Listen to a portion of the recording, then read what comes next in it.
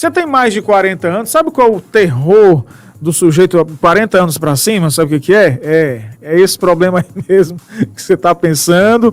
Sabe por quê? Olha, esse dado aqui é preocupante, né? A disfunção erétil, essa condição afeta cerca de 50% dos homens acima de 40 anos, segundo o estudo americano. Eu tenho mais de 40, será que eu estou na faixa? Eu estou, mas eu estou na linha para conversar sobre o assunto, que é muito sério. É óbvio que a gente está descontraído, mas estou na linha com o Dr. Diego Capibaribe, é urologista, sempre gentilmente nos atende. É um tema muito caro, muito importante, mas que tem que ser debatido, né, Dr. Diego? Boa tarde.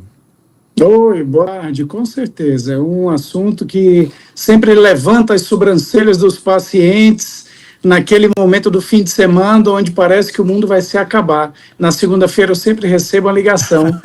E aí nós vamos então dar essas informações hoje aqui em primeira mão.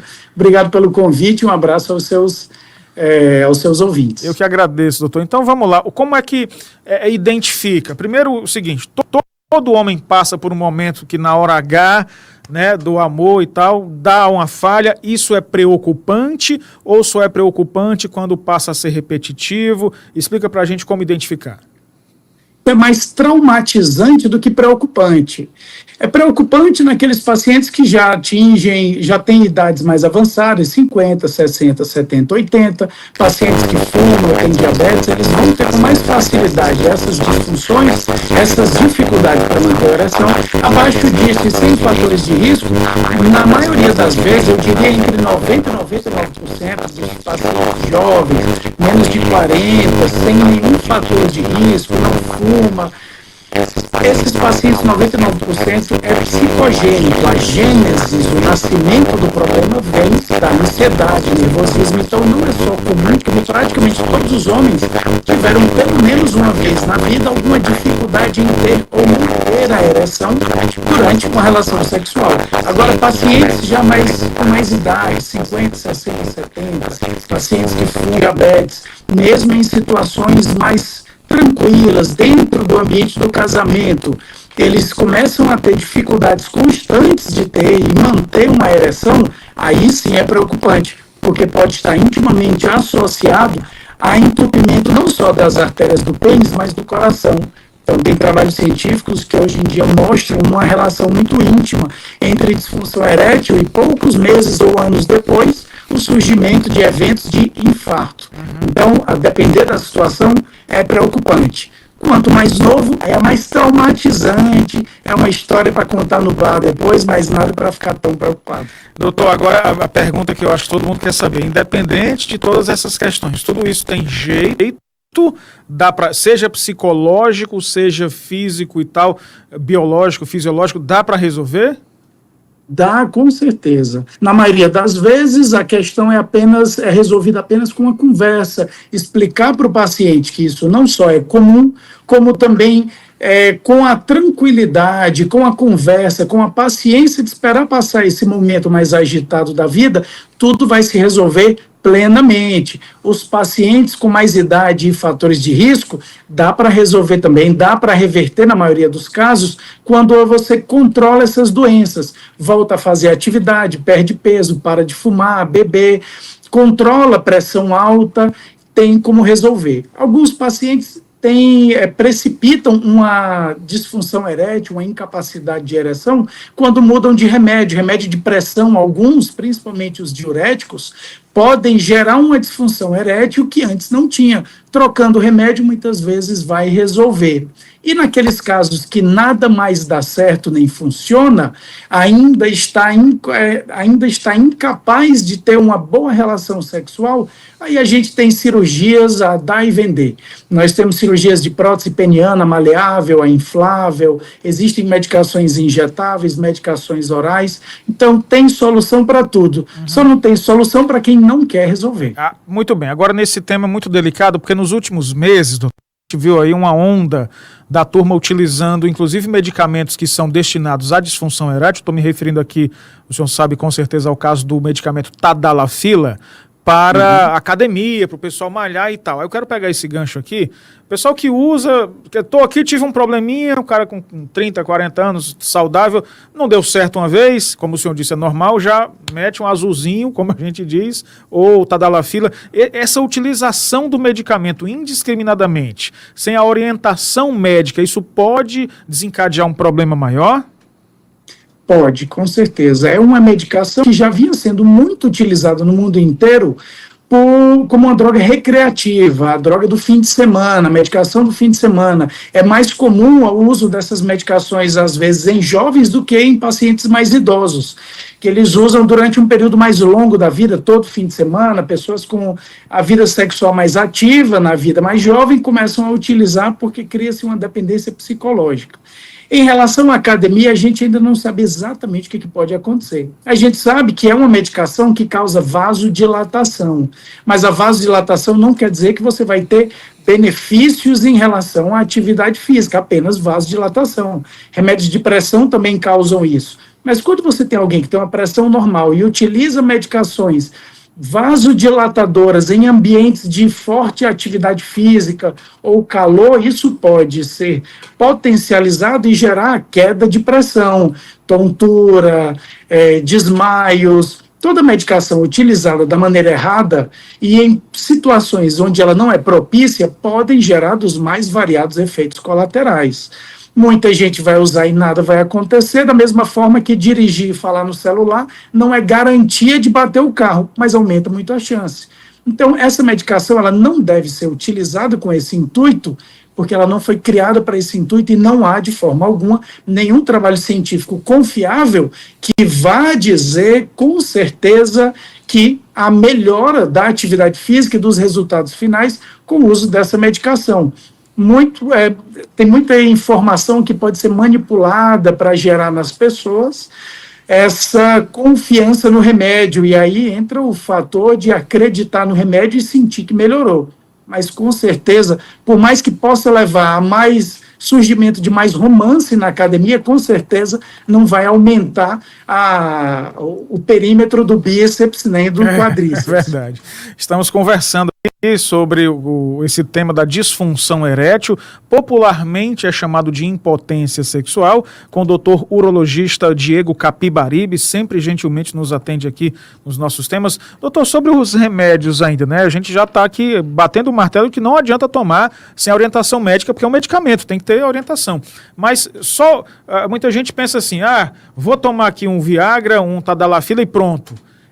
O remédio sozinho, só ele resolve, você já fica lá com a ereção e pronto, ou, obviamente tem que ter um estímulo, como é que é? Bom, o estímulo, a medicação, como é que ela funciona? Se você tomar esse remédio e for resolver problema de matemática, não vai funcionar, porque ela não gera o estímulo, ela não gera o desejo e não gera a ereção. O que ela faz é potencializar. No momento em que a gente sente o desejo e surge uma ereção, o corpo libera substâncias para dilatar os vasos sanguíneos, só que ele também libera substâncias para diminuir o calibre do vaso sanguíneo. Então, você tem substâncias que levam à ereção e outros que vão cortar a ereção para que você não fique eternamente com o pênis ereto, que isso pode gerar problemas no pênis. Essa substância que faz o antídoto da ereção é onde age a medicação Viagra, Tadalafila, Lodenafila. Eles vão impedir que essa enzima quebre a substância da ereção e mantenha ela ali circulando no pênis por mais tempo. Então, você precisa de um estímulo inicial, você precisa estar com desejo, vontade, os neurônios os nervos nessa região vão estimular a liberação dessa substância e o remédio impede que ela seja removida da região. Então, ela potencializa a ereção do paciente, ela potencializa uma dilatação dos vasos, mas se você tiver substâncias que vão dificultar a ereção, como alguns diuréticos, se você tiver doenças como diabetes, pressão alta, colesterol aumentado, ou até mesmo o uso do cigarro, você vai ter outras situações impedindo o bom funcionamento daquele vaso sanguíneo. E mesmo que os nervos estimulem ele a dilatar, ele pode estar entupido com placas de colesterol, placas de ateroma, ou até mesmo danos podem ocorrer nos nervos num paciente com diabetes muito mal controlado. Então, o remédio não faz milagre, mas em muitos pacientes ele faz um bom efeito. Pois é, então por isso é importante saber a sua situação de saúde. E aí, mais uma vez, tem que ir no médico, não adianta, tem que ir lá, conversar com o profissional, ele vai verificar você direitinho. Doutor, dá para chegar, eu acho, não sei se o senhor já ouviu essa pergunta aí no consultório, dá para chegar aos 60, 70 anos tendo relações sexuais, e aí, o que seria o regularmente? Existe um número, uma vez, de vez em quando aparece uma pesquisa, uma vez por semana, 2 vezes, como é que a pessoa idosa, o homem idoso chega lá aos 60, 70 ou quem sabe até 80 tendo relação? Bom, a gente cansa de dar essas informações no consultório, mas parece conselho de mãe, né? Tem que comer mais verduras, levanta dessa cadeira, vai fazer exercício, você está ganhando peso. Tudo isso, por mais que pareçam apenas conselhos chatos de gente metida, é o santo graal da ereção saudável com a idade. A cada 10 anos, depois dos 40, você vai ter mais ou menos a mesma idade, da mesmo percentual de chance de ter disfunção erétil, ou seja, aos 40 anos, 40% das pessoas podem ter, eventualmente, um episódio de perda da ereção. Aos 50, em torno de 50%. 60% das pessoas com 60 anos, 70 com 70, 80 com 80, vai aumentando, porque a idade já é um fator em si, mas não pelo número, mas pela quantidade de tempo que você passa com fatores de risco. Uma pessoa de 80 anos tem a possibilidade de fumar durante 60 anos. Uma pessoa de 40 anos não pode fumar por 60 anos que não teve tempo. Então, a idade não é o principal fator, mas o tempo que você passou fazendo atividade física. Alguém que faz atividade física aos 80 anos e faz atividade há mais de 60, ele mantém uma saúde muito próxima de idades mais anteriores. Você vai ter uma inversão. Então, pacientes com 60 anos que fazem atividade física diariamente, não fumam, se alimentam corretamente, mantêm um bom peso, não é ser magro, mas manter um bom peso saudável, tem 50%, 60% de chance de estarem com a mesma saúde sexual que tinham aos 20, 30 anos. Então, para inverter essa balança e não chegar aos 70 com 70% de chance de impotência, como a gente chamava antigamente, não fala mais, mas a disfunção erétil, não fumar, beber o mínimo possível, atividade física diariamente e tentar manter uma vida livre de estresse, dormindo bem, até porque é de manhã cedo que a testosterona está no nível mais alto. Então, uma vida saudável vai garantir muita diversão a longo prazo. Então, é de manhã, então, doutor, que o negócio tá mais propício? De manhã é o melhor hora de estresse mínimo, quando você está cansado, quando você está com nível de estresse mais alto, à noite, de um dia mais carregado, hormônios que níveis mais altos, já está mais estressado do dia, o corpo vai parando para dormir para outras atividades. Doutor Diego Capibari, como é que acha no Instagram? Vai querer seguir. Como é que é? O doutor.diego.capibaribe. Muito fácil, vamos repetir. Doutor. Doutor.diego. Deixa eu me certificar se tem um ponto entre Diego e Capibaribe. Agora, mas eu não sou, eu estou nas redes sociais, mas eu não sou. Não, tem o ponto, isso. Eu já estou procurando aqui, viu? doutor.diego.capibaribe. Já achei. Vou seguir o senhor aqui, viu? Quando eu ouvir a notificação do 10 Tiago Lima, sou eu. Vamos lá para mais uma, doutor. Tá chegando aqui, olha. É uma pergunta que eu vou usar um termo aqui, atenção. Se tem crianças aí, o nosso programa é um programa muito polido, doutor. Mas a autogratificação, ou seja, vou falar a palavra só uma vez, a masturbação por muito tempo, por tempo contínuo demais, e por muitos anos, ela pode dificultar a vida do homem quando, por exemplo, ele passa a ter uma relação, quando se casa ou tem uma relação mais fixa? Não, aquilo que a gente precisa analisar em qualquer comportamento humano é como ele vai gerar, se ele está gerando um problema, se ele está gerando uma dificuldade em viver a vida. Tudo aquilo que a gente chama de doença é o que diminui a qualidade da vida ou a quantidade. A masturbação, a relação, o conhecimento do próprio corpo e daquilo que lhe dá prazer não é um problema nenhum, e é um autoconhecimento que dura muitas vezes a vida inteira, tanto para o homem como para a mulher. Se a pessoa ela acha que aquilo está tomando muito do tempo dela, se ela não consegue controlar, se ela não consegue realizar outras atividades ao redor disso de uma maneira saudável, então se torna um problema.